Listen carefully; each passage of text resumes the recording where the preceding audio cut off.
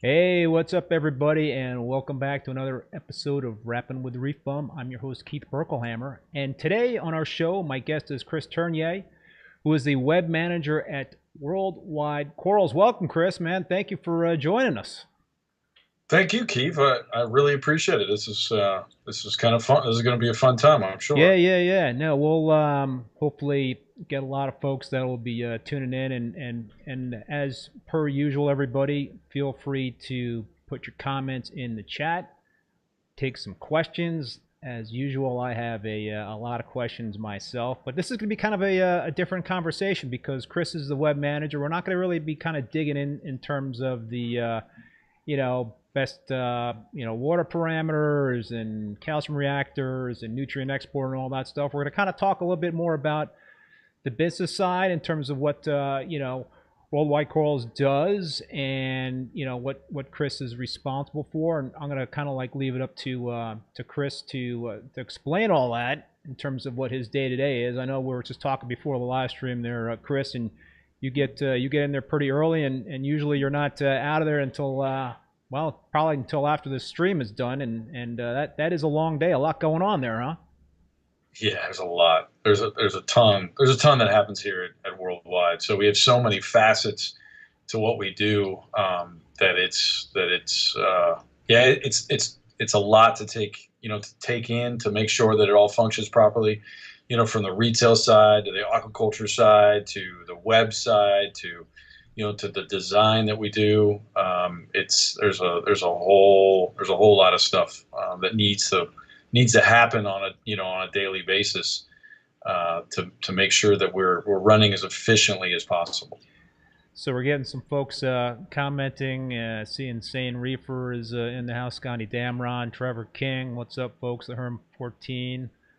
Peter T. Congrats on the news with BRS. I don't even know what that means, but I think I have a feeling what that means. So we can talk about that, I think, next week. I got to stay up on this stuff here. I think they had a live stream, BRS did, and talked about some changes and what have you. Trevor King, when is the best time to buy acros from Worldwide Corals live sales? All right, we're already starting to get some questions here for you, Chris, in terms of best time to buy. Probably any time, right? Anytime is a good time, but yeah, if you're looking for deals and you're fast, you're quick on the trigger, then yeah, absolutely, a live sale is a great time. I mean, heck, tomorrow my chair is stuck there, as you probably saw a moment ago. But yeah, tomorrow actually we have a little live flash sale going up on Reef to Reef, so that's kind of cool. Little plug.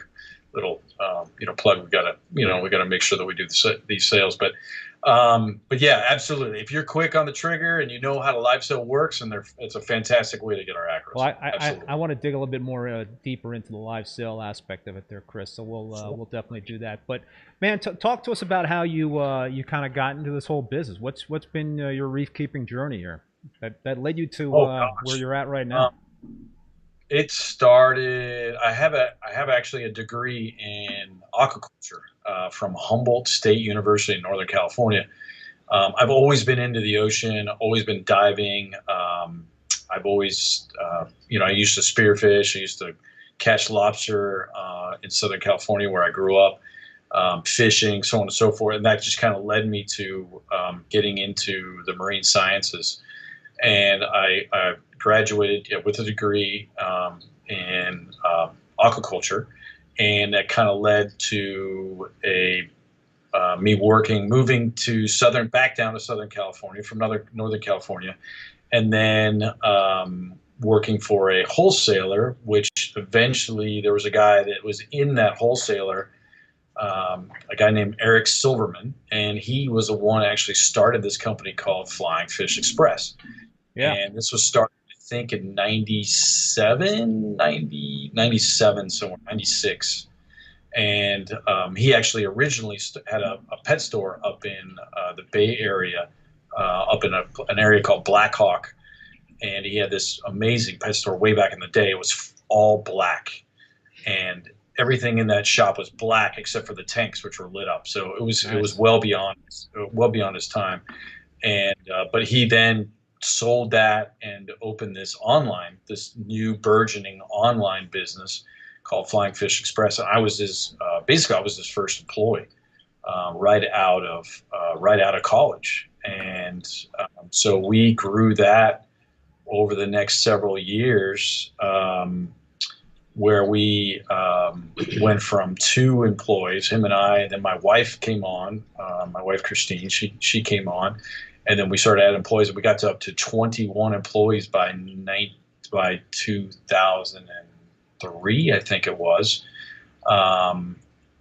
No, I'm sorry, 2001. My dates are so long ago, I'm starting to get the dates mixed up.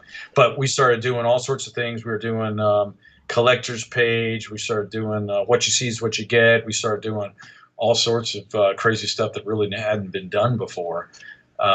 And we used to go to all the wholesalers because we were located right in Southern California, right in the Los Angeles area. We went to SDC, we went to Pacific Aqua Farm. No, sorry, not Pacific Aqua Farms, because it didn't exist at that time. Quality Marine, Underwater World. All the wholesalers.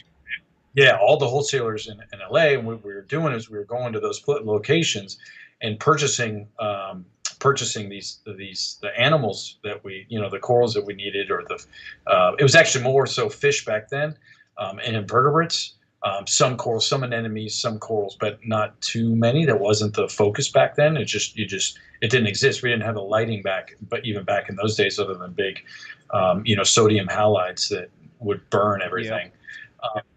Yeah. So I started going, doing that, and we grew to a point where we got our own facility on Hindry Avenue, next to a guy named Leck.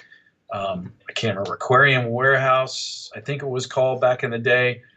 He had this massive, like 10,000 gallon shark tank and so on and so forth. But that was a separate. But he was right next door, so we go over him and get some stuff, and then we would start. People would send in their orders, and we would go out and jobbing. So we would go to all these different wholesalers and purchase what we needed for the day, and then bring that back, and then distribute them throughout the orders that we got through the orders that were generated on the site. So it was a pretty cool thing, and it lasted for a while, and then it got bought out by Pets.com. Pets.com. Pets.com. I don't know if you remember the puppet. Yeah. Sure. Dog puppet. and they it didn't last very long, but it was it was something. I think they went bankrupt within like 6 months or something because they had all these all these investors, and it just didn't. There's no way it could ever be able to sustain the numbers that they promised. It was during that .com, the .com splash. Yeah. And so that got sold, and then I left and went to Colorado and worked out. I was the only time really actually within the last 25 years that I've been out of the industry. I actually worked for a chemical analysis company. And then while I was doing the chemical analysis,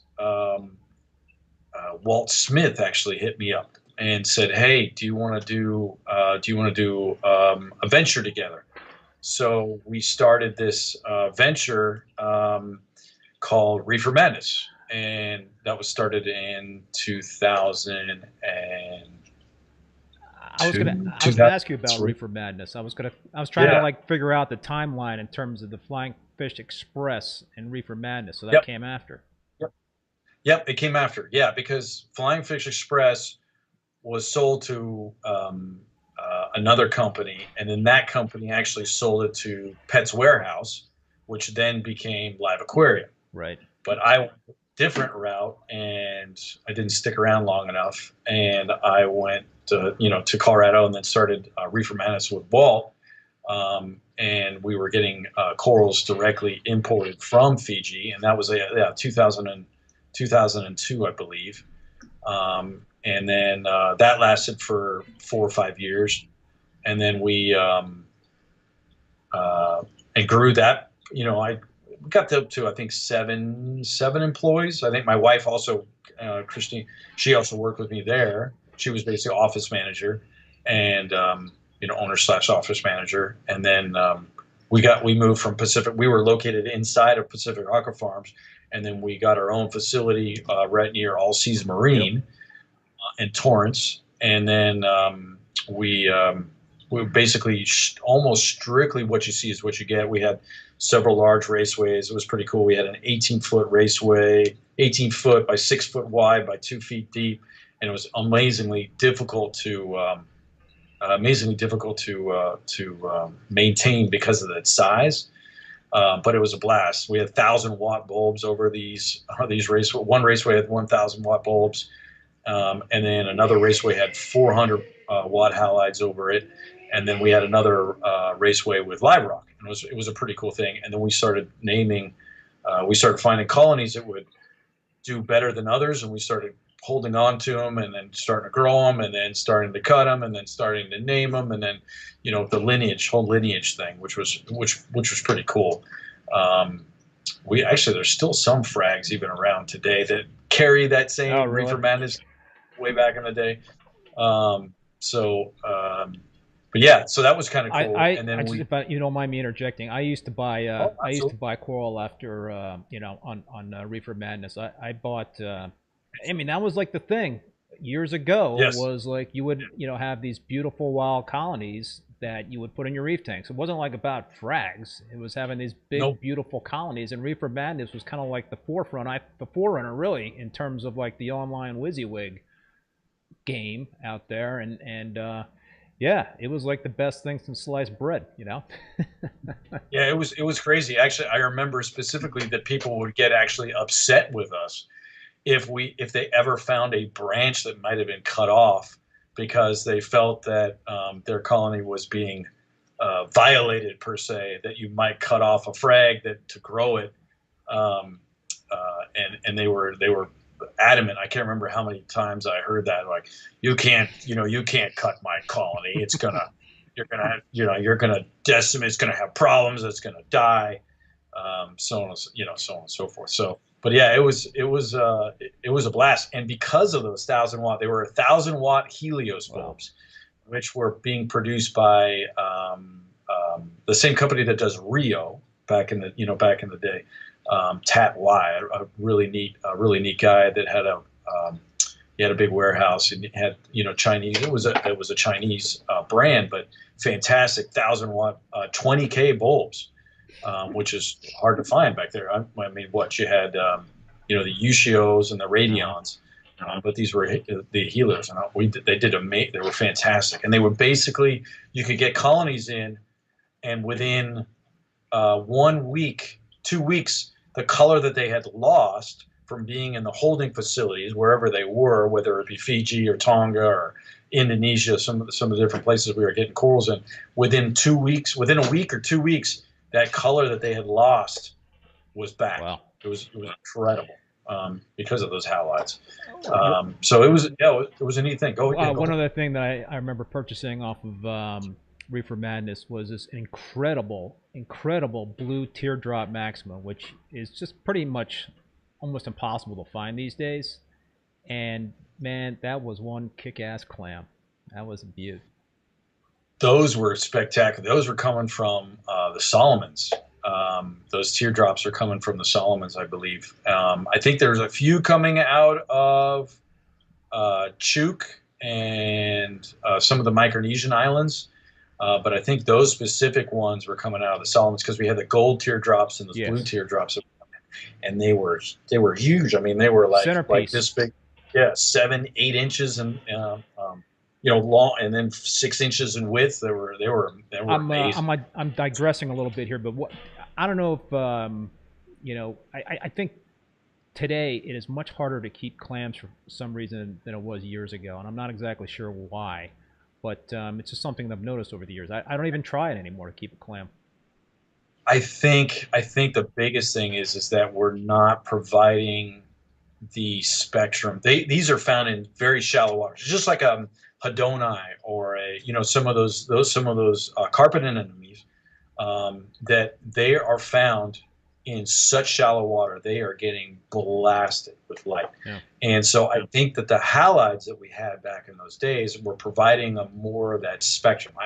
This is just from wisdom. I don't have any scientific basis to this, but I do believe that it had directly to do, just like some of the Acropora that we can't, some of those really fat branch Acropora, like Menticulosa, like there's some of the other species that have these really fat, thick branches, Abratonoides and Robusta, and some of you have a hard time keeping those. And I think these clams are the same way because they're found in such shallow waters. I mean, I'll get to this in a minute, but when I left Reefer Madness and I moved to the islands of Fiji, I got to see all that. I got to see exactly where these animals were found, and it really helped. It really helped me and my ability to be able to basically translate what's into the ocean into the aquarium. Yeah, no, for sure. And it's kind of a cool thing because I lived in Fiji for 4 years, and I made several trips to Tonga, so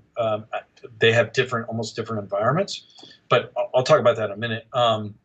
But yeah, I really do believe that it has to do with us not providing some of the spectrum, either the UV or the blended. You know how LEDs are; they're beams of separate beams of light, separate beams of color, and there isn't that blend. Even with the even with the diffusers, you're not getting quite the same intensity nor the blend that you do with with the halides. Yeah. So somebody wants to include a 400 watt on over one of their systems. I can with pretty good confidence say that that they're going to have an easier time keeping those. I still run halides in one of my tanks, so perhaps I will give another shot. Give it a shot. Really give it a shot. I do remember that those particular, now Dorasas and Gygus and some of the others a little bit deeper water clams, I think they have a little bit easier time. But even then, I still think it has to do with just their mantle at that point when they get to that size is so important for bringing in the photosynthesis, the process of photosynthesis, that they really require a light that will give them the spectrum, the blended spectrum that they require, that they need. Yeah. All right, man. So I interrupted you in terms of talking about your reef keeping journey.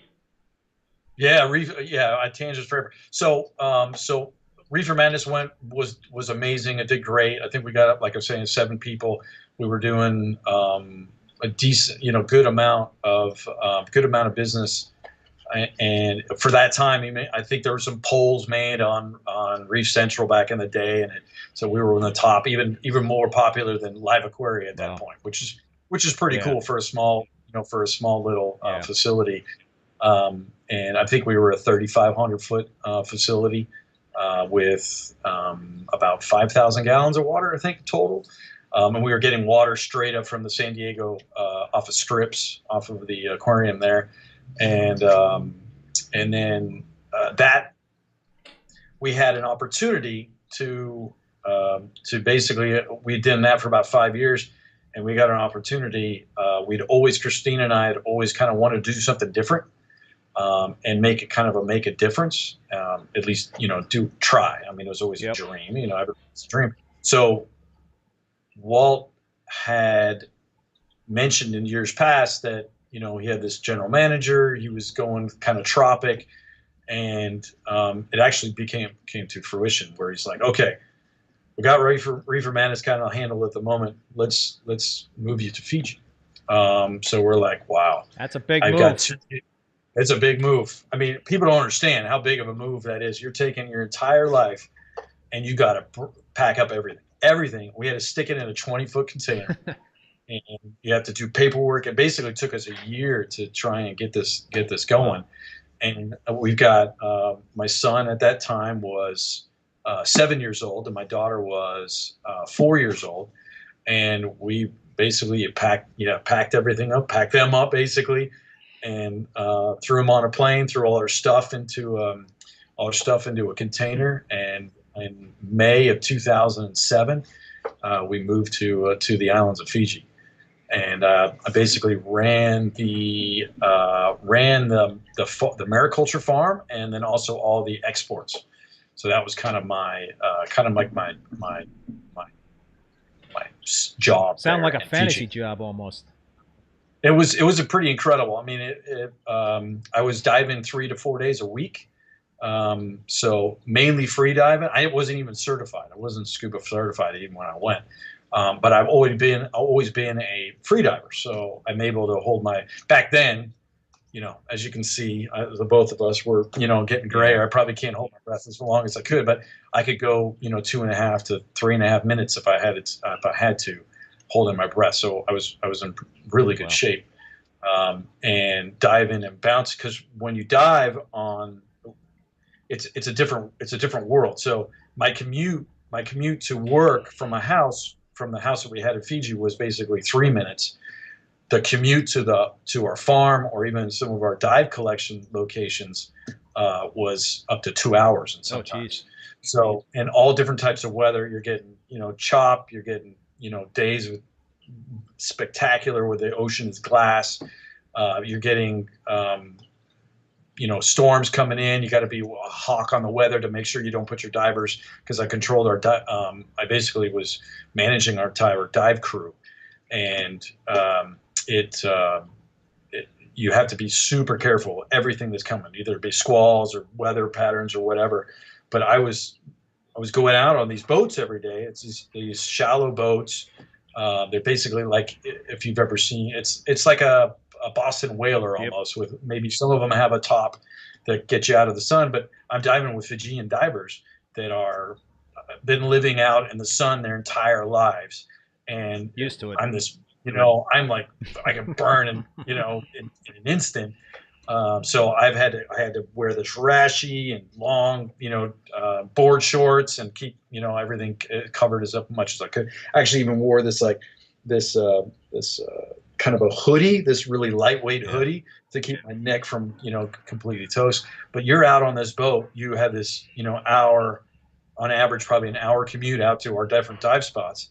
And you jump in the water, and 5-6 hours later, you get back out of the water. Wow. And you're diving that entire time. Jeez. And you're bounce diving that entire time. And these Fijian divers are just like raw. And some guys are, they got pretty good big bellies, but they're super strong. But, makes them a little buoyant in that sense. And, they got to kick a little bit harder to get down. But it was fun, because you start to, you jump out of the boat. You're just in freediving gear. You jump out of the boat, and you basically make these like circles. So you find, for me, because I was doing the farm, I was collecting for the farm.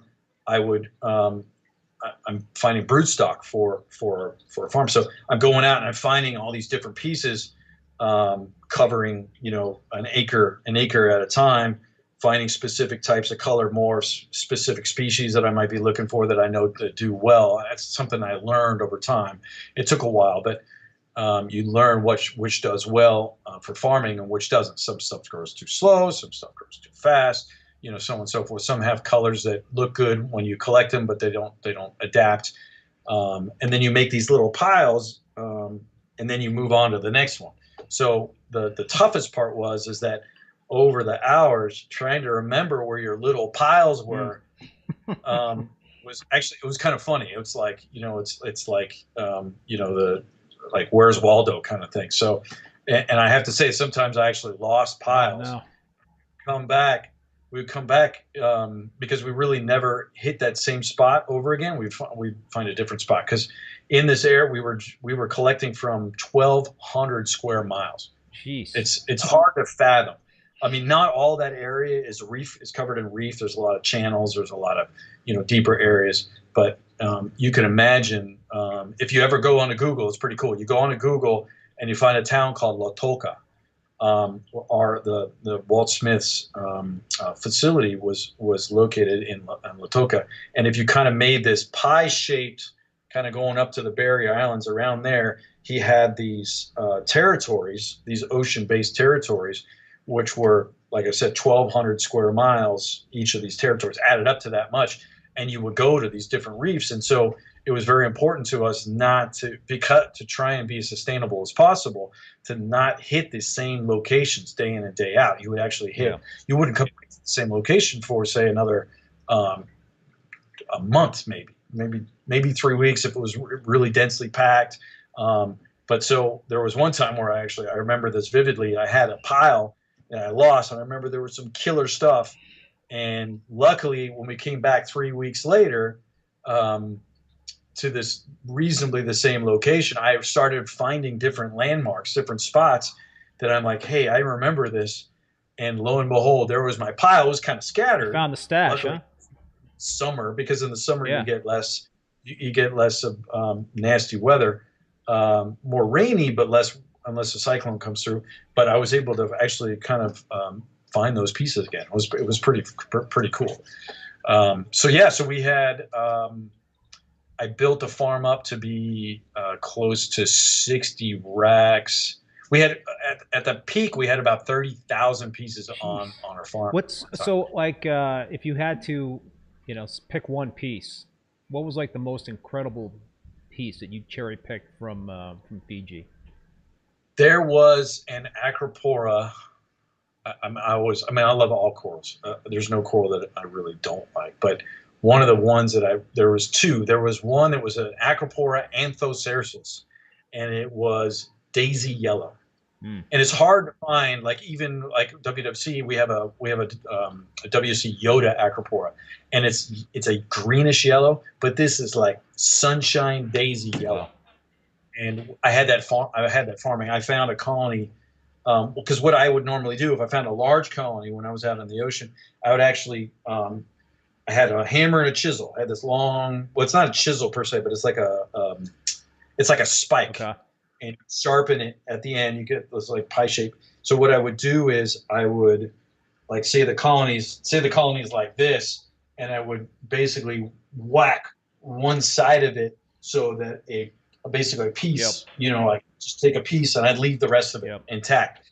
And then when I got on the back of the boat, I had this GPS marker, and I would actually mark for that exact, try it within that same reef, so that I'd remember that if I ever lost that, the colony that I was trying to farm, back another piece. I could go back and grab another piece from it. I never ever. I mean, that was something I always tried to do, was try never to take the entire colony.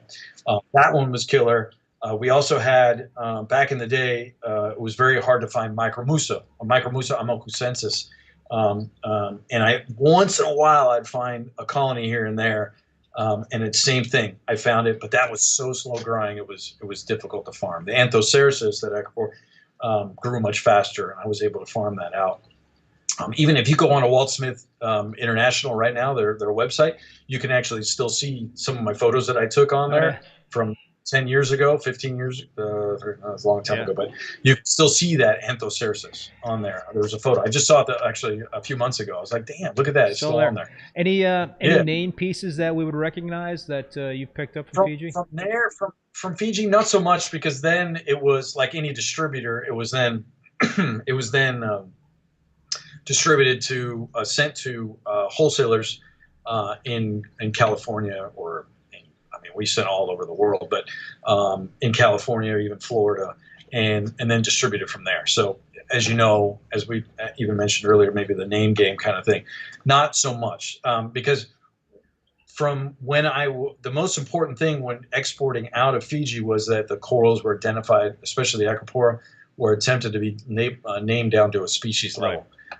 That is what Fish and Wildlife required as of, I think it was like 2009, maybe somewhere in there, 2009. Like I said, it's a little fuzzy, but we had to name everything down to the best of our ability with a species name. So I had done this in the past, even with Reefer Madness and even Flying Fish. I was one of the first ones to do it. Actually, try to name them. Was I correct?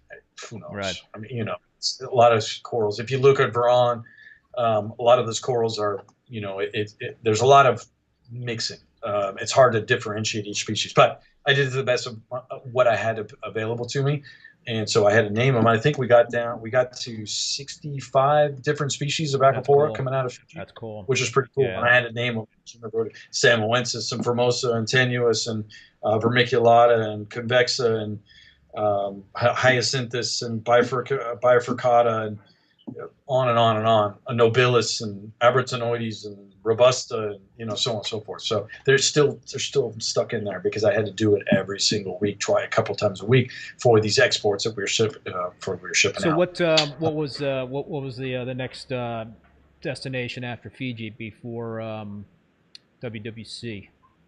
Well, that was 4 years. So 4 years we were there. I actually had a contract to live there for 7, but unfortunately the kids, not unfortunately, I love the kids, but the schooling in Fiji is limited. Yeah. Like Walt, he actually had to, because of the way that the schooling it's set up there. It's good if you stay in Fiji, but not so good if you're going to actually do something later in life outside of Fiji. So like he had to actually send his girls to boarding school in New Zealand. Oh, wow. So we were kind of like screwed. We're like, okay, what do we do? We can't really do that. So we actually had to end the contract when we found that, well, we could only get so far with the schooling. We started doing homeschooling, but even then it was in Fiji, and Bryce was 11. My daughter Roxy was, at that point she was 8 years old. So we made that decision as a family to come back to the States. So I actually then from Fiji went to work for Sustainable Aquatics in Tennessee. Gotcha.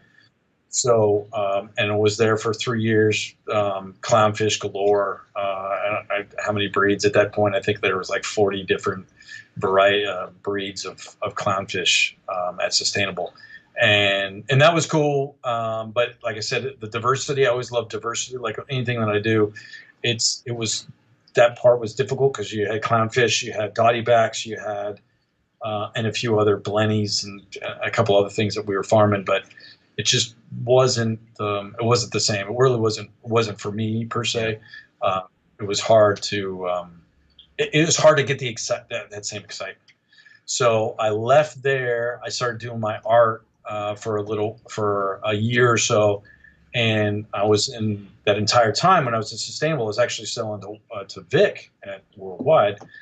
He actually bought for me even a Reefer Madness before, so we had known each other, and we started communicating. He was looking for somebody, and I went down for a trial to see how we meshed, and so I joined here in February of 2015. Wow! So I've been at worldwide since since 2015. So what are you exactly responsible for at Worldwide?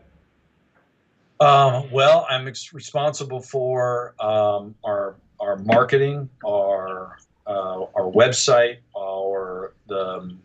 the design. Basically, I have a couple of design guys. I got a basically a webmaster. I've got a graphics designer, customer service, and I was a shipping manager, but we've grown to the point where we actually have our own shipping manager now. But I was doing shipping, managing the shipping department too. So yeah, a whole lot. A lot of hats there, Chris. A lot of hats, a lot of hats. I've always worn a lot of hats because I mean, even when I own my own companies, obviously the same kind of thing. So, but now, I mean, Worldwide has grown. When I joined, we were 9 or 11 people, I think, and now we're 55. Wow. We were up to 60, and then some folks, departed, and I think we're 55. Wow, somewhere in there. I've got a few new people joining, and all the time. There's always a revolving door when you have this size company. So I want to show the video. So Chris was very kind enough to have his folks send me some B-roll of the retail operations as well as the retail farm, as well as the farm. I want to get one question in though before we do that. From Big Bear Meets Little Bear. I like that screen name. Question as a, and this is related to the clams that we're talking about. Question as a replacement for halides, could feeding and or numerous 5T5s and or Kestel 500Xs with its broad ATI bulb-like, blue-like spectrum and intensity keep those high light clams, and also any coral food recommendations? I mean, you could certainly. It's worth a shot. The problem with the T5s I'm seeing is they don't have that same beaming intensity. They have a kind of a blanket. They provide a blanket light, but they're not that sun.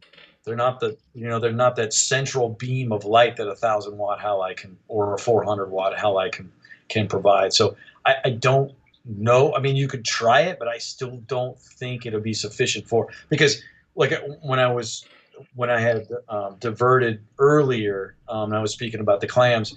Literally, I was finding maxima clams in 3-4 feet of water at low tide, and there wasn't a huge amount of high tide fluctuation in Fiji. It was usually only 3 or 4 feet. So even at high tide, there were maybe 6 feet, 7 feet deep.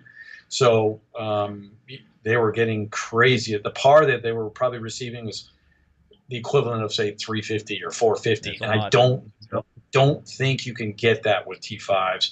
And then the Kessels, it's the same thing. I know the single chip.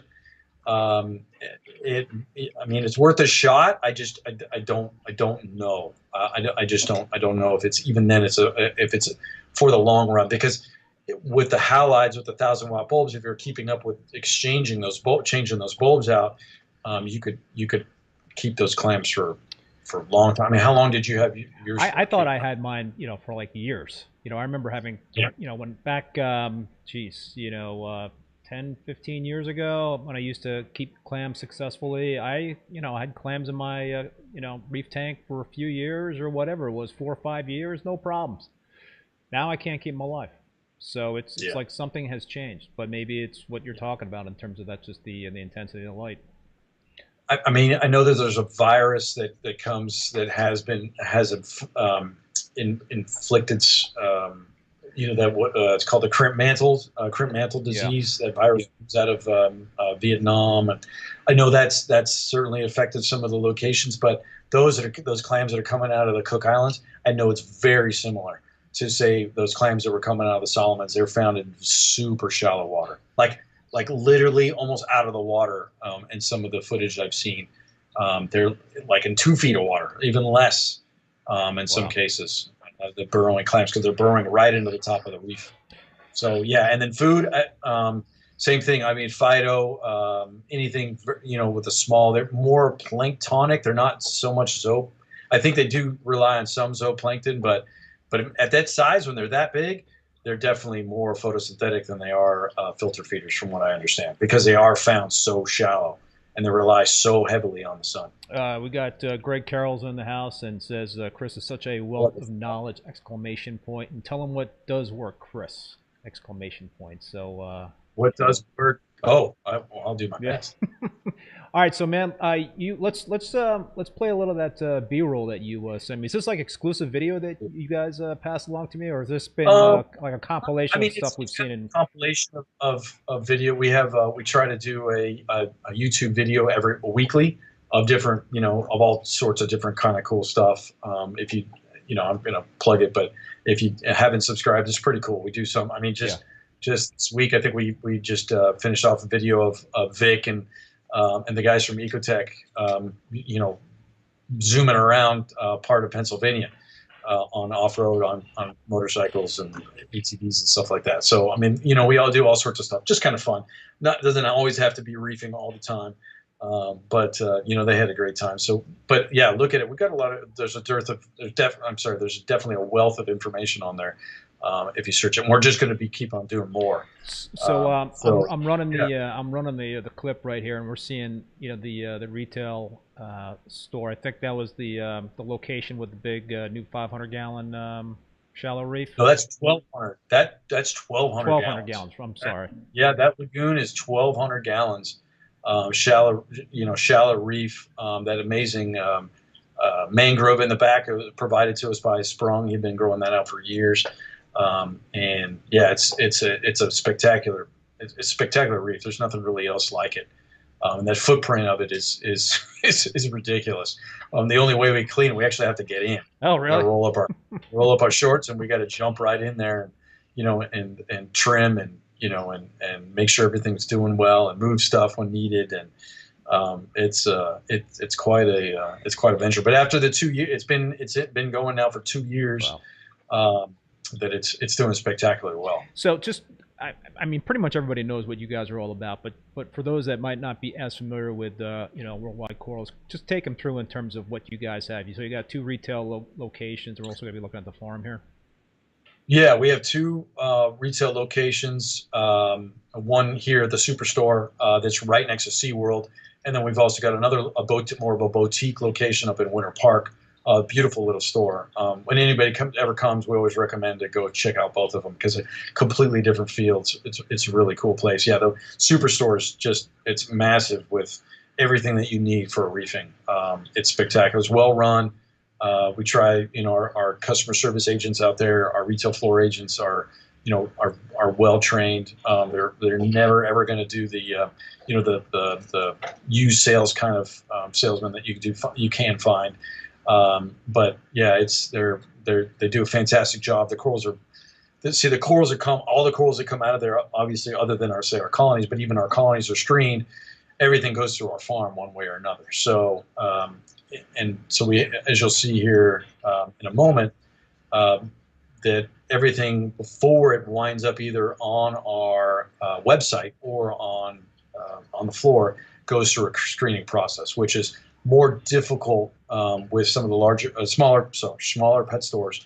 They don't have that ability to do so. They're taking shipments that come straight in, opening them up, boom, right into their system that has something they've been farming for years. So because of the ability that we have to have this farm, we have a completely aquaculture side, and then we have a side where we do our quarantine, and we have different raceways where we keep specific stuff, and we keep everything separate. And so you'll see here in a sec, there's sort of some quarantine systems, which are black. That's where all of our incoming corals come in. We have another system dedicated strictly for wild colonies. Like I said, everything gets screened. We're very specific on what we order to make sure that when we do have corals coming in from the wild, that we're not ordering stuff that might have some of those parasites that easily jump. Mainly the colonies that we're importing are those colonies like, Homophilias, Scalemia, Homophilias, Endophilias, Acanthophilias. Sometimes we'll bring in acros, but even then they're going in a completely separate system that have nothing in there that we've completely farmed. So it's all a trickle-down effect and works really well for us, making sure that we have, the aquaculture side, nothing ever goes in there unless it's gone through our are basically like 6 months, 6 to 9 months before anything could even begin to even look at there. And even then, it goes through a final screening before it goes in there. So it's a heck of a process. What do you guys? I'm sorry to interrupt, Chris. Go ahead. What do you guys use in terms of dips for for SPS and let's say the acclimating flatworms? What's your go-to dip there? Well, we normally use the I'm trying to think the one by Julian. Oh yeah. That one we use most predominantly, but we also use Brite wells as well. So between the two of those, with the constant dipping that we do, but a lot of it is just manually dipping. I mean, we've got a crew that sits there, and they're amazing troopers. They're doing this for the hobby, because we're trying to. You'll see at the end of we basically manually blow these corals off 3 times a week. We have charts, and we'll basically mark down, and we're blowing these corals off. We'll grab a rack, we'll grab a tray, we'll blow these corals off, Monties, Acropora, you name it. Those that have especially those that are easily, like I said, easily transferred, whether it be the monoporium nudibranchs. And I mean, we've been, luckily, knock on wood, we've been clean on Monty, for Monties for years now, which is spectacular, which is awesome. And then the acros as well. I mean, it's just a constant gleaning of these corals to make sure that they're clean. Now, to go into our display tanks, like you saw some footage here earlier of our 1500, that's our main producer for our SPS, and that thing is just now starting to produce the way it should. I mean, we got colonies in there now that are good. We like our classic yellow tips Acropora Austera is literally like 14 inches in diameter. We got our Grizzly Adams now, and this is just started back from Frags. So basically, when we broke down the original store, because we've only been in this superstore location for 2 years, but before that, we were at our old OBT store. We had 900, we had a 500, we had the famous 295 with Casper in it. Yep. We broke all those down, fragged everything out, and that's what we started our display tanks at the superstore. And even at our Winter Park store. So everything that you see even there is all from Frags, which is pretty cool. So yeah, it's tough to transfer colonies from one tank to the next, right? Even if it's in 5 minute It is. They don't adapt. They really don't. Whatever it is, whether it be the flow, whether it be the lighting, it's usually flow, but they're not, because of the changing flow. It's really tough to move full size colonies. Because we had some huge colonies that came out of, like I said, both of our old systems, and we just decided to frag them down because we just knew. And I mean, I've done it. I've had it. I had this red planet way back in the day. It was probably 8 inches. I paid through the nose, and I tried it, and I lost the whole thing. Yeah. So we learned through obviously through wisdom, through experience, and through that you can't do that. So that's what we did. But it's pretty cool though. Every single frag that you see in those, in our huge display tanks are all started from frags. Yeah, I mean that's the best way, because you're gonna kind of have that natural evolution in terms of the growth of that coral that's gonna just form with that reef and its environment, versus if you're sticking like some large colonies in there, like what we used to do back in the day when Reefer Madness was around. It didn't look that natural when you had those big it really did colonies. And yeah, they were just sitting up there on the rocks, and weren't encrusting, and they wouldn't encrust. They would barely grow, unless you had the proper lighting. But even then, it was usually the base. At that point, the base doesn't usually encrust. They're already putting most of their energy into their branches. So you usually didn't get a colony that would nicely encrust like you do now. And yes, it can be frustrating because a lot of Acropora, for example, will encrust for 6 months or 8 months before they even send a single vertical branch. So yeah, it's a different ballgame now, a completely different. Just a quick question, Chris, about that. When you see a coral, it's just encrusting, and maybe it shoots up one little branch. Do you find that if you nip off that one little branch, that actually might spur on some more branches to grow out? Do you find that to be the case, that sometimes if you frag a coral, that it might stimulate growth? I don't. I think it depends on the coral. I think some do, but a lot of times when you see that first branch shoot up, you'll see the little nubs forming on all the other branches. So maybe if you don't see any of those the additional nubs popping, then yeah, you could probably encourage that, because like, I mean, the crazy, when I was in Fiji, you'd see a hurricane come through and break everything apart, just destroy a reef. You come back 2 weeks later and boom, all these branches are popping up. So yes, absolutely, I do think that might trigger it, because it does in the wild. Because that's all you would find left would be an encrustment on the rock. And I think that's a lot of times why Acropora actually encrusts so much, is that they are preparing for the worst, preparing for, say, a storm coming through where it breaks off all those branches, but because they've got all that energy remaining in that encrustment, that they can shoot those branches up. So yes, I do believe it does work, but obviously use your own discretion on if you're look carefully, because a lot of times when you see that one branch coming up, you'll start to see a lot more popping up as well. So folks, I encourage you to leave your comments and ask questions in the chat. I do see one comment from Reef Losway. We need a WWC superstore in SoCal! Exclamation point. I think so. I noticed that you guys now have a WWC warehouse, right, on the West Coast. Is that?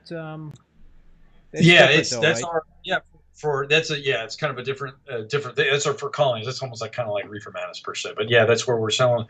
We have some colonies that come in straight in. Some it's basically just allowing us to cut out, because as you know, when shipping colonies, it can be stressful with all the different stops that they have to make.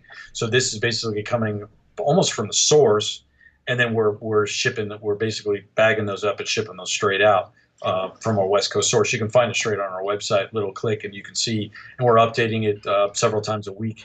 And there's some cool colonies that come in as well, because you'll see actually on worldwide, we don't do very many colony updates on there. Majority, if you're looking for colonies, that's a great place to look. So any has there been any talk about potentially doing another retail location out of the state of Florida? Has that been kicked around at all? Oh yeah, absolutely. We're always talking about different things that we could do for growth wise, but we've got to perfect what we've got here first. So we've only been in this particular location 2 years. We're still, ironing out. We're still trying to get the blueprint ready. That kind of the boutique store that we have, the Winter Park boutique store, is, obviously it's kind of like our blueprint that we're forming, but it's still something we've got to be able to. We're probably before that point. We've got to have an additional farm where it's even larger than what we've got now, to be able to supply all these particular satellite locations that that we would like to plan on for the future. But that's all down the line. That's we have the 5-year, 10-year, 15, 20-year plan kind of thing, and that's just all part. That would be all part of it. So it takes a while to get just now, as you can, it took 2 years for these display tanks to get to the point where they can be fragged. Well, think about a farm. It's the same kind of thing. It's really 2 years, year and a half, 2 years before they start to get comfortable enough where, well, not them only, but us as well, because every time you do something that's not quite the same, and you got to figure out all those kinks. You have the right flow, have the right lighting set for those particular types of corals that you have in those tanks, get everything keyed in, and then obviously clean before you can start a farm, because you can't be fighting all those battles. Yeah, I hear you. So Chris, let's talk about the marketing side of the business. That's one of your responsibilities there at WWC is marketing, and we've kind of touched on this a little bit in terms of talking about the coral names, and I think you mentioned the name game. But how do you guys work it there in terms of trying to put a price on a coral that you've raised on your farm, and now made for sale on the retail sites? How does that all work in terms of trying to figure out pricing for certain corals that you're selling? Well, yes, you can see there's a lot of pricing is always it's a hard juggle. You've got the big spenders that want the most exciting thing, the newest thing, and then you've got those that are more established, used to lower prices, and so it's a juggle. But basically, the pricing, the naming and the pricing. The naming is secondary. Naming is these particular corals, once we have it, once we have it starting to farm it and we've got it, things are ever evolving, but those established names that we have, it really depends on how many colors and their growth rate. Really, that's what depicts a lot of the pricing. So the slower the growth rate, the more colors it has, which is a lot of times that's what you find. Now, say, for example, PC Rainbow Acropora. That one is actually a faster growing Acropora, spectacular, one of my favorites.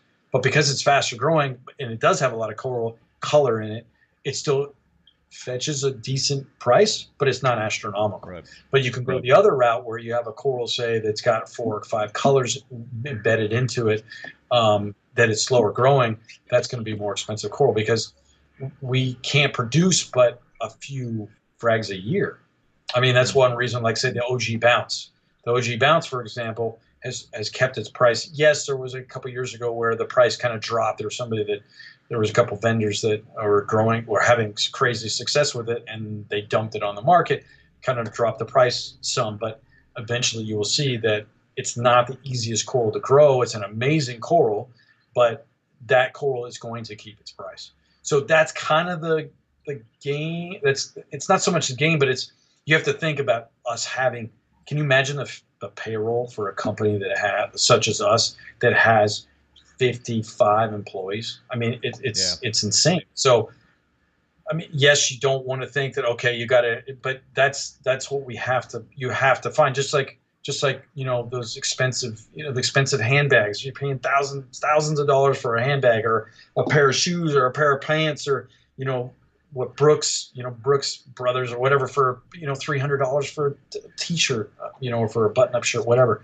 It's the same kind of thing. Is that there's that we have to try and keep that line. You're always going to have these high-end corals that, because they don't grow that fast, but they have this crazy demand, supply and demand, colors, slow growing. That's going to depict the price. But if you have something that grows a lot faster, that doesn't have as many colors in it, 2 colors, a single color, that's going to usually, basically decide the price that the market is going to accept. And I think another thing to point out is that that's all baked in. As you mentioned this before, in terms of you've got a quarantine system set up that takes about 6 months for a coral to make it to prime time, right? So you guys have a lot of expense behind that intricate quarantine system. Yes, and this doesn't account for the corals that don't make it. Shipping delays. I mean, that's an issue. I mean, shipping delays and trying to make sure that that the corals, because you have to think there's loss no matter where these are living animals, and because they're living animals, they don't always adapt to the aquarium environment coming from the wild. So throughout all these tiers that we have, all the quarantine tiers, all the manually checking. I mean, think about that. We've got 2 full-time employees, maybe 3. That's all they do is quarantine. That's all they do is they're basically checking these corals every day. Because you can think we've got 16 raceways in our middle farm, and then we've got another. I mean, there's smaller raceways, but we've got another 18 raceways on our aquaculture side, and then we've got all the display tanks. We've got a crew just for our display tanks that check water quality every day. Wow. So we're doing this. There's a purpose why we do this. Or the purpose is to make sure that those problems that we used to have back in the day are mitigated, are limited, are almost eliminated. Like I've said, like with Goniopora eating nudibranchs, we haven't had them in our facility. Like I said, knock on wood, but we haven't had them for close to 2 years. So if you guys got a shipment in and you saw the mono-eating nudies on some corals, would you just kind of like throw those corals in the garbage, or would you actually put it through the quarantine system there? Oh yeah, we would do our best to solve. Okay. We would do our best to solve them, to save them, and frag off what we could, cut off. If there's say Acropora eating Acropora eating flatworms, or nudibranchs, flatworms. I'm getting my brain. Sorry, too much the light up here. But cutting off the base, getting rid of the eggs, scrubbing them off, clipping off branches. Absolutely, we would try our hardest to make sure that we say it, because it could be a strain that we hadn't had that we don't have anywhere else. So we got to try and make sure we always go for duplicity in our display tanks. Making sure that we have an Acropora here. Also found another location in one of our other display tanks in another location of our farm. So, but yeah, absolutely. We always try to save what we can. We do this because we want to make sure that think about what does well this day and age. We're providing a coral that is adapted to LED lighting, which is very difficult. They take a long time to adapt, going from the sun, going from being collected on the ocean, being blasted, just like the clams that we spoke about earlier, being moved into a facility in a distributor facility in overseas, being moved to a wholesaler. They're getting every step of the way. They're getting more and more stressed, and then finally making it to us, where a lot of those corals they don't handle. But we're going through all these processes, all these months that take to make sure that they start to become available to the industry. And that's just the beginning. Then once it goes through all those steps, then it'll eventually get up and get into our display tanks, and then it takes another 2 years before we actually start fragging them. So it's a very expensive process, but we're doing this. We're trying to do this for the future. Now, whether people believe us or not, there's a lot. Our competitors, whatever, naysayers, so on and so forth. But our heart really is trying to make sure that we grow this business to the point where it is absolutely as sustainable as possible, because we don't know if these collectors on the other side are going to be eventually shut down. We just don't know that. How often are you guys bringing in wild stuff? Is that a big part of what you're doing? Really, it's really not. Okay. Used to be almost weekly. We were bringing in corals. I think our last coral shipment was 2 weeks ago. Now Vic will make trips out to LA, to Los Angeles, and go to some of the wholesalers out there and collect and bring back some beautiful stuff. But even then, it's like, it's not very often. Right. And the shipments that we get in, it really not that often. We are almost, I'd say almost 80% self-sufficient. Wow. Which is pretty cool. Now, and a lot of times, like I was mentioning earlier, a lot of the only colonies that we bring in are some of the stuff that you cannot propagate, or at least at this time we can't propagate. Right. You can't get them to spawn, and then I can't even imagine some of these colonies, the Canthophylias and Scalemias, Homophilias, whatever. The time that it takes to grow out, grow some of the corals from a larval stage would be difficult. So somebody mentioned earlier in the broadcast about live sales, and it's they're not easy to pull off, right? There's a lot of work involved with live sales. Can you talk to that type of selling in terms of doing live sales and what's involved with that, and I guess also, well, go ahead and let's talk about live sales first. Live sales are are an animal all to themselves. The way they work, they basically work by because of the way our farms work. We start accumulating corals, and we basically are growing more. We're growing more than we can sell at a natural rate because of our growth rates. So these live sales are our way to be able to kind of like a clearance sale. But they're not clearance because they're not products that we're trying to get rid of. Yes, there's some corals like for the newbies, for those that are just getting into reefing, that they eat them up, they love them. And so we have a mixture of fast growing, cheaper corals, some of our medium, little bit more intermediate corals to some of our advanced corals. And it's our way of moving out a lot of the the medium and the lower price stuff with a mixture of our higher end stuff at some really good discounts.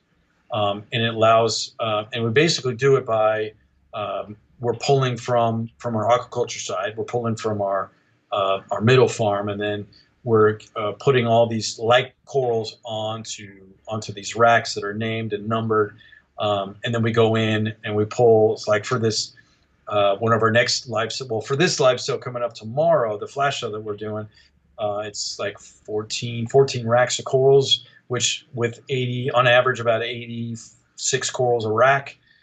We go in, we separate them out, we photograph them, each one in a chronicle order. We crop them down to size. We make sure that they're color corrected to make sure that they look like basically our goal is to make it they look like a kind of like a 14K light for those some people that keep they still keep the daylights and others that are fully actinic, so on and so forth. We make sure that they look spot on. We're very good now. A lot of the the Photoshop, all that stuff. We're really trying. We really try hard not to make sure that we're making it look like exactly how they would if you kept our lighting. So in other words, you can go on our website on Worldwide Corals and find all of our lighting schedules. And if you plug in those lighting schedules for those corals that match that particular scheme, whether it be LPS, whether it be SPS, so on and so forth, you will get that coral that will look super similar. Yeah, you guys have like in different parts of the website, you actually have two different photos of the same coral, like one under more of a blue, concentrated spectrum, and then another full spectrum. Yep. Especially on like VixPix. Yeah. Right now on our main site, we're actually doing like on the What You See Is What You Get. We're kind of trying to get something. We found some settings that allow us to get us right, lighting settings and camera settings that allow us to get us kind of right in the middle between kind of like an actinic and daylight. So it brings both the best worlds. So we're trying to get that, but we're very transparent. We're trying to be very transparent in what we do. So with those lighting settings, if you have radions or AIs, because that's what we have, grow our corals under, you'll find that that if you do, like I said, put that setting there, the corals will look very, very similar to that. And then we basically organize them, price them, we organize them, name them, skew them, name them, price them, add our discounts. Then we process it into, I have my webmaster's amazing. He's able to process this and make it into a form that we can, HTML form that we can, BBC code basically, and then we are able to upload those to Reef, which is our main host for our live sales. Is our only host for our live sales. And then we put them up. We're very active. I've got a full crew. I get basically four full-time crew while we do our live sales or flash sales, and we keep we're interact just like you are here with answering comments. We're answering comments for the entirety of our live sales to try and be as interactive as possible to make sure that we're keeping these people keeping the reefers entertained in information and in funny gifts, so on and so forth, while these corals are popping up at some crazy discounts. So would the live sales be the best place to get the discounts, or would you say when you guys go out to like a Reefapalooza type of show, would you be able to get kind of similar discounts at a at a frag swap type of setting, or would you say those live sales are the best way to get the deals? Live sales are probably the best. I mean, you can find some good deals, say at the end of the trade shows. You can find some pretty good deals. But for the most part, the live sales, because we're always throwing in those $5 corals, we're throwing those $10. We're taking a coral that might be $89 and we're throwing it for $5, or we're sometimes even crazier than that. So if you have the patience, it's an amazing way to get some really good discounts. Yeah, how long do those live sales last? Those are like hours, right? Some can be nuts. Some can be. I think our last one was 28 hours. Whoa. And we've got people that are nuts. They'll stay on for the entire 28 hours. Or I think we've done 36 hours. We've done, I think 36 hours or 38 hours is probably the longest we've ever gone. And by the end of that, I'm here for the majority. Really? Of it. Are you sleeping on a cot in there or something like that? Are you?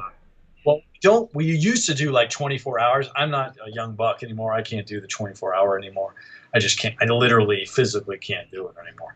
I've been doing these too many. I don't know how many live sales I've done at this point. You know, we average 5 a year, so 5 times 6. It's a lot. And the prep, yeah, it's quite the grind. And it's, you know, it takes 3 weeks to prep, 3-4 weeks to prep for each one of these. So it's a hell of a lot of work. Yeah, go ahead. Yes. I was going to say, so you guys have a growing YouTube channel, and like you mentioned at the beginning, Chris, if you folks haven't subbed yet to the Worldwide Corals YouTube channel, please do so. It's a great channel. Have you guys ever thought about doing any like partial live sales on the YouTube channel? I know Tidal Gardens does that every month.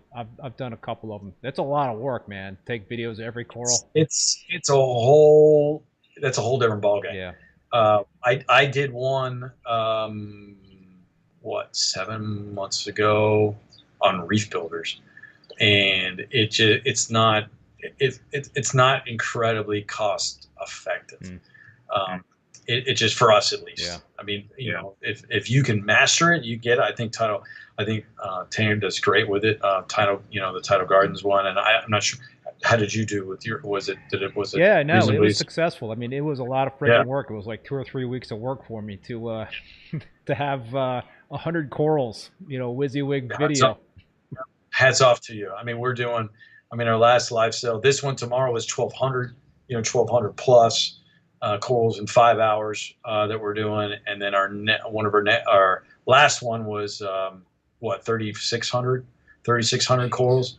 So you can imagine that the work. So trying to do that in video ain't happening. Yeah, not happening. I mean, if somebody wants do to, like the cherry pick like 100 of your best and of the best. Yeah, and do a little live sale. I don't know. That's just food for thought, but probably not. Maybe when the technology catches up, but that in itself is a lot of work. We're not incredible. I mean, I've got a great video team. I've got my filmography guy, and then my photographer also does some great sound. He does the sound work and all that. But to try and do that live feed is that's a different ball game. So it's not something we can tackle quite yet. But yeah, maybe in the future.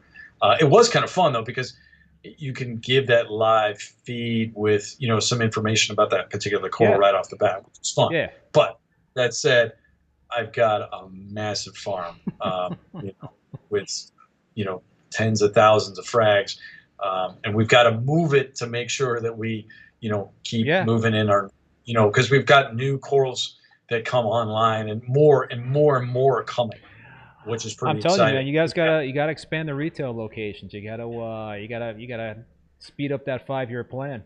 If you got too many of those corals there, We'll give it the best shot for sure. I mean, I gotta come visit you guys next time I'm in Florida. Absolutely. Come down. I'll give you a tour of myself. It'll be cool. Alex and I give you a tour. Yeah. A tour. You'll be blown away. I ran into Alex. We're talking about Alex Murphy, right? Alex Murphy. Originally Fins. Yeah, I knew him from House of Fins in Greenwich, Connecticut, and I ran into him at the last wrap in New York, and I was like, wow, that's a familiar face, and we just started talking and whatnot, and then I was like, hey, can I get somebody from WWC onto the show? And lo and behold, we got you, Chris, which was awesome. But yeah, it was great to see Alex, and he just saying just awesome things about Worldwide Corals, and it sounds like there's a lot of happy campers there. Yeah, we got it's seriously a big family. My wife works here. Vic, his wife, works here. We've got, several. My customer service, main customer service rep, Miley, her husband is an assistant service maintenance manager. He's fantastic. So we've got, 5. Our main accountant, his wife is the shipping manager. I mean, it's a big family. It's absolutely a huge family, which is really hard to do for something this kind of size, and not have the strife, and not have the backbiting and the fighting that you hear with when companies get to similar sizes, when you have family members or so on and so forth. But we really don't have any of that. It's really cool. But we do get kind of keep our departments reasonably separate, retail separate. A lot of times I won't even see some of the retail guys. Maybe I'll see them for 30 seconds in a day while I'm walking through real quick off to my, on the way to the farm. But yeah, it's a fantastic family to work for sure. So we have a question that's actually been asked twice. So I'm gonna ask you this question from Mikey's Journeys. Would you recommend using a? I'm not sure if you're the right person to ask this question or not, but would you recommend using a BRS 1.1 ml doser to dose cockwasser from a reservoir straight into the tank? Is that a question you want to field? I'm not the best question. I sit in front of this computer most days. I have a couple small reefs, but I don't have some of the larger reefs that require dosing. So, some of my crew, if you send us an email to contact@worldwidecorals, I will absolutely find, the right person for that, to answer that question for you. So, Chris, I'm gonna wrap it up a little bit because I know you're a really busy guy and you're you want to get home at some point tonight, right? But whatever, I can talk all I can that's something I'm very good at is talking. So yeah, you can wrap it up or we can keep going or whatever. My wife she understands. All right, folks, you heard him. So if you want to ask more questions, to throw it into the chat there. There's no point cutting this off if folks have questions. Yeah, absolutely. Ask away. I'll ask you a couple more questions myself there, Chris. Sure. So one of the other things that you're an expert on in terms of is coral placement, right? In terms of best place to optimize growth for certain corals. Let's talk about SPS and we want to get into the discussion of lighting. In terms of what you guys really find to work best in terms of SPS and lighting, but. So that's a couple of questions rolled into one there. Let's first talk about placement. What kind of advice would you give folks in terms of placing certain SPS? There's obviously different types of SPS that are out there. I mean, you can't really have a blanket statement for all SPS because there's so many different varieties. I mean, you look at deep water, a lot of deep water species. For example, I brought up WWC Yoda Acropora, which is I believe it's a caroliniana, might be jacquelinia, but I believe it's caroliniana. That is a deep water species, and deep water is all relative, right? I used to find caroliniana at about 40 to 60 feet deep. So if you think about a foot in the ocean is kind of like what I equated to about. Let's see. So let me start over. So a foot in the ocean is equivalent to about a centimeter in a reef tank, maybe. So if you have 10 feet, you have something that's found, say, 10 feet deep, that is probably, several inches deep because that's getting a lot of light. Now, corals can adjust. So the longer that you have a coral in a reef tank, the easier that it is to adapt to a range. But caroliniana, for example, there's no way I'd ever recommend, or the Yoda, for example, I'd no way ever recommend putting that at the top of your reef because it is going to bleach out. No matter how you do it, that particular species does not like bright light.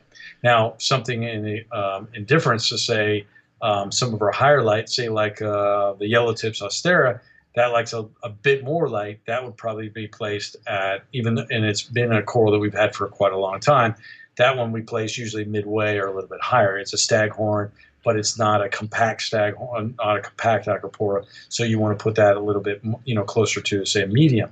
But some of those corals that have, say, thicker branches, you're going to want to put those at a higher because no matter how you do it, that is a high flow, high light, Acropora. You're definitely going to want to put that at a as high in a tank as possible. Well, so if you're ordering from you guys online, you get corals online, let's say SPS, and you're getting a mix of low demand, medium demand, and high demand, light corals. What's the best way to acclimate them to, a tank? And let's assume that the lighting is similar in terms of the PAR that it's generating in the spectrum that you have in that tank. How long of an acclimation process would you suggest? I always try to work my SPS frags that I order online from the bottom of the tank up in terms of where I want to finally have them, be placed.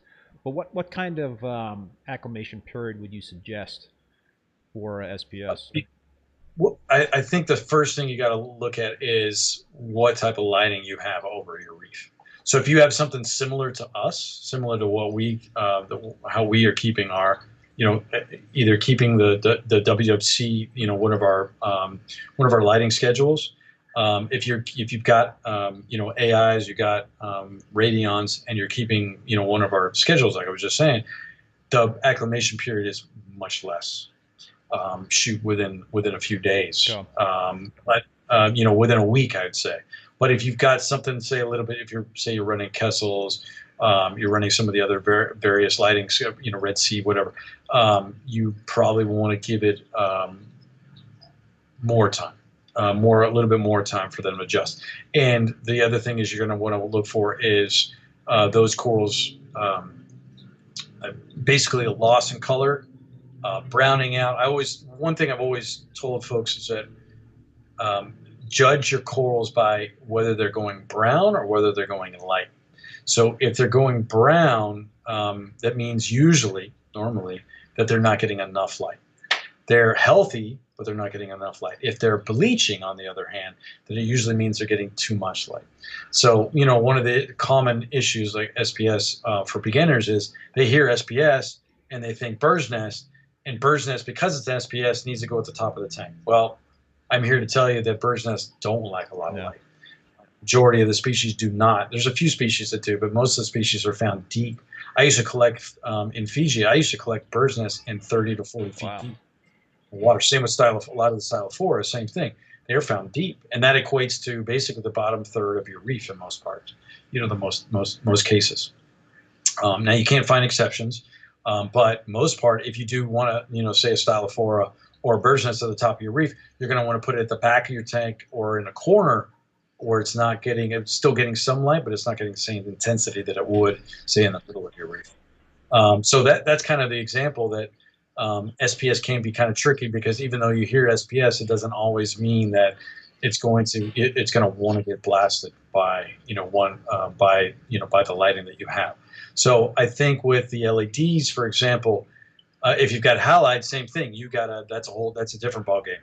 I know a lot of not a lot, but I know some reefers still have halides, and they run them for the main peak, the daylight peak, the noontime sun, and they run them for 3 or 4 hours. That in itself is going to change it. That will probably allow you to drop those corals a little bit further down in your reef, and you can have some even higher some of those higher light Acropora up further down in your reef, so you can concentrate on those super nice Acropora that have all those colors. Let's switch gears a little bit and talk about LPS. And years ago, when the ACANs became so popular, I gave them a shot. I mean, they come in so many cool colors, and I just struck out with ACANs a long time ago, and I just kind of like had that bad taste in my mouth, and I never tried them again. What do you guys recommend in terms of lighting and feeding for ACANs? And are they as tough to keep these days as they were years ago? Or have we kind of like learned some stuff about them? They are super easy. I love them. I love them. And this little 10-gallon that I have behind here, it was the WWC contest winner for our 10 gallons. And probably the main reason is because of our lures. If you look on our Instagram, there's a few posts on this tank, and it's a pretty cool tank, and it's super simple. I've got rubble. I don't have a sand base. I got rubble base. I've got various sand. The only filtration I have on it is filter floss. That's it. I do a weekly water change. I would do a 50% water change, and I replace the filter floss when I do my water changes. I don't dose. I don't do anything. So no special food. Nothing. Wow. The only food I actually feed the corals. I feed them with a syringe. This is kind of like one of my secrets. Shh, don't tell anybody. But I actually have a syringe, this tiny syringe. I get some good quality frozen food, and I kind of mix it in a little bowl, smash it up so it's got the consistency of kind of like a watery paste, suck it up in the syringe, turn off the flow, set a timer, and I feed every single mouth. Oh, wow. See, that I don't have the patience for that. Yeah, if you've got a big system, it doesn't work as well, and it's more difficult to do. But that said, if you have a larger system that isn't, say, SPS dominant, where you keep trying to keep the water because we're still trying to keep our nitrates. Like in this system here, the nitrates are probably, I haven't tested it in probably 6 months, just because I'm doing those weekly water changes. But it's probably 10 to 15 in there. Phosphates are probably 0.0, 0.1, somewhere in there, 0.1 somewhere. Depends on, if I lose some snails, once in a while I lose a snail and it'll shrink up a little bit. But then I do my water change, it brings it back.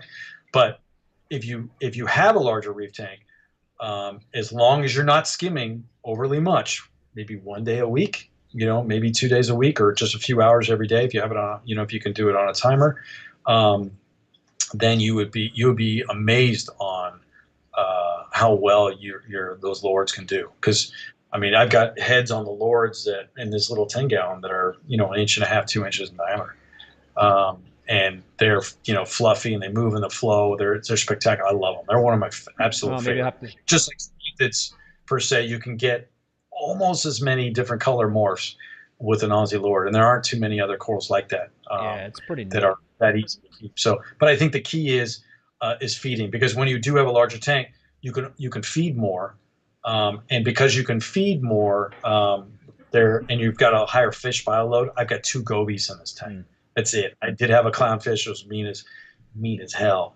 We called him chompers because literally I put my hand in there and he would share me. He would not happy. And then one day he leapt out of the tank and I found him crispy, and then I fertilized one of my plants. So with him, and rest in peace. But yeah, he did not like me much. But once you do have a larger tank and you do have all those fish, they assist a ton in inadvertently feeding those corals, because they're giving them, because as you know, or maybe don't know, some of the viewers might not know this, but fish are very inefficient at digestion. They really only digest a very small percentage of the food that they intake. So a lot of the fish, a lot of their fecal material, a lot of the feces that actually they're expelling, they're being deposited in the coral. They still have a lot of those nutrients that fish basically that partially digested. Those corals are absorbing a lot of those amino acids, a lot of the nutrients that they need from that food. So that's a way to get around it when you have a larger reef tank. But in a small tank such as this, they don't have that. Obviously, I can't keep that many fish in there, so you have to manually feed those. So that's a way to get around it, as long as you're not blasting them with a ton of par, and you're not keeping your system too clean by over skimming and doing too huge water changes. It's important on a system such as this, but not something I recommend with such a large system. I hear you. Another coral that has changed for me, at least over the years, is Goniopora and Alveopora. I remember years and years ago, those used to be like, so cool when you'd walk into the LFS. It's like, wow, look at this flower pot coral. That thing is freaking neat. Nice big fluffy tentacles. It's just kind of like waving in the water there, and like you bring it home, and then after a few weeks it starts to deteriorate, and then a couple of months later it's like dead. But now these days you could buy the aquaculture ones, and they're so freaking hardy. Different ball game with Gonies. It's amazing, actually. Between Gonies and Alveopora, it's a different game. And the reason why is, remember, 10 years ago, the focus was on zero nitrates and zero phosphates, zero across the board for all those, for all those types of, all those parameters. But nowadays, we're not going for that. We're going for, we want phosphate. We want a little bit of phosphate. We don't want too much, but we want a little nitrates. That's the key. I really believe that's the key. And the other key is, there's different species being imported. The species that back then were Goniopora stokesi, the majority of the time, with those huge long tentacles. Those are ball gonies that you would see for the most part. Those were the ones that really don't, and they still have they're not perfect record. They do better, but they're not perfect. Some of the other species that you get, the quote unquote Bernardopora, some of the microgonies that we call them, some of the other species of Goniopora, tunidins, and some of the other species, they have a much easier time with the not so zero across the board lighting, and they seem to adapt relatively well to LEDs, which is pretty cool. I actually have a Goni in this little 10-gallon. It's doing spectacular. It's doubled polyps in. I put this one actually in late, probably 3 or 4 months ago, and it's doing fantastic. So yeah, even in small tank, I wouldn't even dare to do that, 7, 8 years ago, 10 years ago, something like that, because of the horror stories. I hate putting in corals into reef tanks that I know aren't going to do well. But now it is literally a different ballgame. That said, I would not start a reef off with that. I would definitely recommend for a newcomer, somebody just recently getting into the hobby, not to put it into a tank that's less than a year old. Yeah.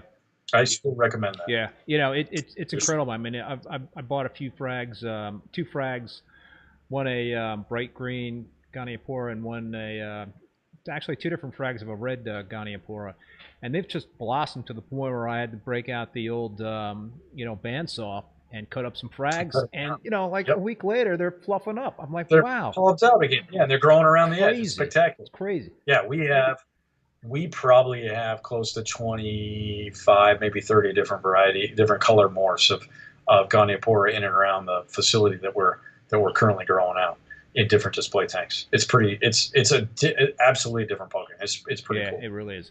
It's a really neat All right, dude. So we got a couple of random questions, and I think we'll wrap it. Let you get hit the road there. But so what? Indies Green. What size of the fiberglass tanks do you use in the farm? We have a couple different sizes. We got a 6-foot by 4-foot. And I think they're 12 inches deep, and that's for our main part of our farm.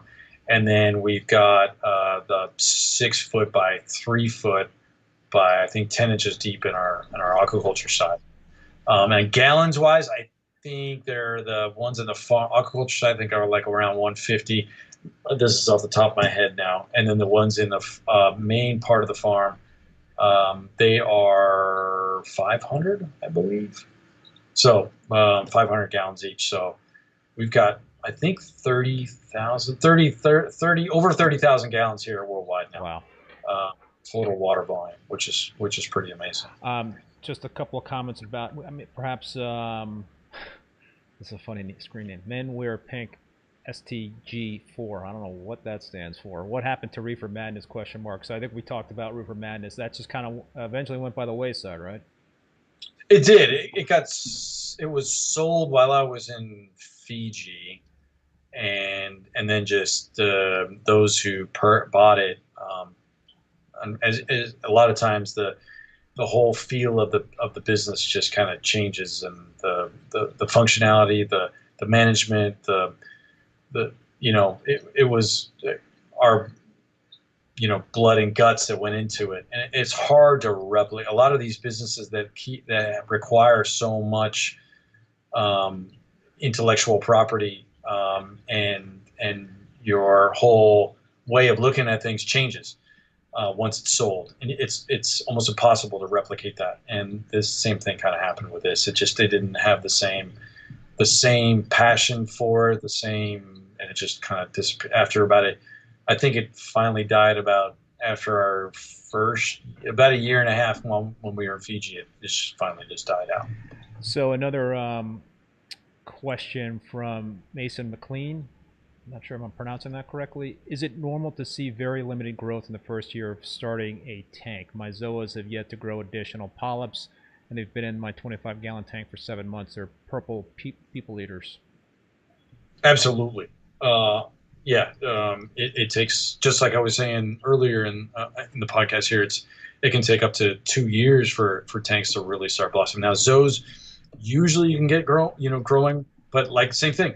When I was talking about feeding the lords, I don't stop there. I actually feed zoas. I feed the Euphyllia in the tank. I feed Blastomusa. I feed, the Discosoma, Rhodactis. It's amazing what you can feed, and they will take it. Some actually have to learn. The corals actually learn to eat. Zoanthus are no different. You would be amazed if you just take a little tiny bit, not overly much, but just a little tiny bit, like the size of a grain of salt, like rock salt, size of a grain of rock salt, and fed that to the zoanthids if it's a good quality frozen food. Not pellets. I don't like pellets for feeding corals just because there's too much nutrients in a single grain of a single pellet. But if you can do it for, like I was mentioning earlier, with the food, mixing it up, and you feed that little bit right into the zoo, you'd be incredible. It's amazing what kind of nutrients those corals get in the wild. They take up more plankton at night. Their feeders, all sorts of marine snow falls onto those corals, and they absorb it. They take it in, and you can increase that growth rate tenfold if you keep that up. Don't overfeed though. You can't do it more than, I'd say I don't do any more than twice a week. Even then, that's pushing it. Once a week is sufficient. Any recommendations on the frozen food to feed? I mean, we make our own food here at Worldwide. It's not something we sell. But that's something you can look online. I think Reef has a couple different recipes. You can make at home. They're fantastic. You get a little reefroids, Polyp Lab reefroids. You get some clams or mussels. You get some, reasonable frozen fish. Some like to use tilapia, but there's not a whole lot of nutrients in tilapia, or whatever you can find. I wouldn't recommend catfish too much, but some of the other, some saltwater cod, like cod, some of the other fish that are freshly frozen, that and make your own. Get a pasteurizer or good quality blender. Blend it up to a very good mushy consistency, and you can feed your fish, but your corals with it. But yeah, there's a good, the well-known named frozen food. They're all good. Those that have been around for a long time, they're good, and that they work perfectly for that. Yeah, I tell you, my SPS Dominant tank, my established system, I feed my fish like 4 or 5 times a day. So I don't target feed any of the LPS in that tank, and there's I've got some Goniopora.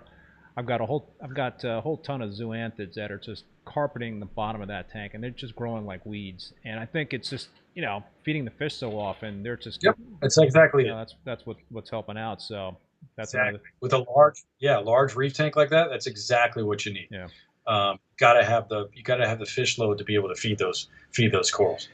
But when you don't have that choice in a smaller reef, then feeding is absolutely the way to go. In my maybe I could throw a couple of A-cans in there and give them a shot. I would do it. I would for sure. Yeah. Especially some of the named ones, that have been around you've known for a while. I mean, we've got a few. Some of the other companies out there. Same thing. If you've seen them for a while, and they're strains that have been around, and they've adapted to the LEDs, and they're not being imported, often and chopped, and then that kind of thing, you'd be amazed on how well you could do it. I would take that leap there, Keith. All right, I'm gonna take that advice and go for it. I think. All right, so we got one last question we'll field here from Brinks128. Question for Chris: how many inches are the lights from the top of the tank waterline, especially your 500-gallon tank, and why so high from the recommended height? On the 500, the old 500. Let's see. And the lights are pretty high up on the 1200 too, right? They're pretty high up. The 1200 is that's almost 4 feet. But that's a big tank. It's one way to actually assist in blending the light. Within an LED, the higher it is above the reef tank, the more chance there is for those color beams to blend. So that is one benefit of it. But yeah, we had it high basically for that exact thing, is that we want to make sure that if you're too intense, it becomes too focused, and you're not getting the spread that you need in a larger reef tank. So that's the main reason. Even over our raceways on our farm, I think they're 3 feet above the farm, and that's the same kind of idea. We don't want too many, because we have, depending upon the coral in these raceways, depicts the intensity and the actual lighting spectrum, the intensities on each of the spectrums that we have over them. So they're all different. SPS systems to LPS systems to softies. Flow is different. Flow is amazingly important, much more important than is given credit for, almost more important in some cases than light. So, you have to juggle all those things. So, that comes with, time and wisdom and, trial and error, unfortunately, backing up your systems, quarantining your corals. I mean, all those things are very important in reef keeping. So much so that, that I can't say enough about, quarantine systems. Well, for fish, having a separate quarantine system for fish, even if you're getting corals from us, even if you're getting corals from anybody, and the same with fish. Having a quarantine system is unbelievably important. All right, man. I think those are great words to end on. Some great advice, Chris. Any other final thoughts that you want to throw out there? No, I mean, I appreciate having me on. It's, it's great to, to bounce these ideas and, having this opportunity and hopefully able to, educate some folks out there. I mean, that's Worldwide Coral's main goal is to, to make sure that, you have an educated reefer that stays in the hobby. That's the most important thing, because we got to protect these reefs somehow, whether it be in our, always my hope, because they call me Captain Planet here at, at Worldwide Corals, because I recycle every damn thing that I possibly can, and to the point where I annoy people. But it's just so important that we try to do, our main goal is to make sure that we're protecting these reefs one way or another. And by us being as sustainable as possible with, growing these corals out and farming these corals out, I just want to make sure that that's the main goal.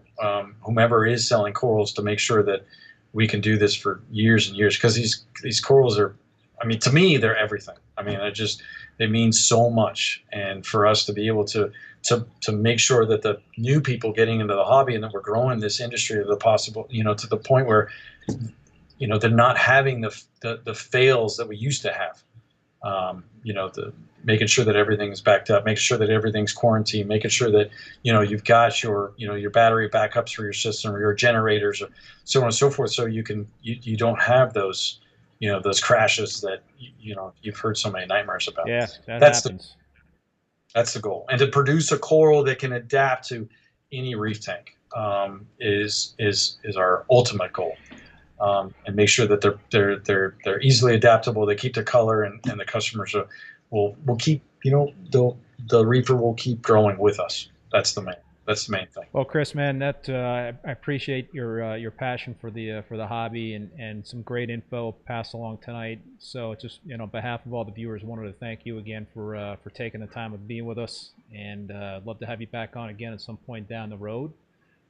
Absolutely. So, yeah, I still had a ton of questions I didn't even get to, but we'll save that for another show. Like I said, I'm kind of long-winded. I mean, but as long as there's some information that can be gleaned out there, then that's all I care about. All right, man. Well, thanks again. So my next live stream is going to be Thursday, September 2nd at 7 p.m. Eastern Standard Time. I've got Richard back on from the Aficionado channel. So, yeah, we're actually going to be talking about the Clean Waterways project that he's involved with. Oh, very cool. Yeah, so we're going to be digging into that a little bit, and that's taking place in Florida. So until then, be safe, be well. Should be another great show, and we will see you next time. And my wife's birthday is also on September 2nd. So I'm sure this is the last thing she's going to be doing is watching Rappin With ReefBum on her birthday. But well, I'll try to remember to wish her a happy birthday, though. Nice. All right. Well, thank you, Thanks, Keith. Chris, man.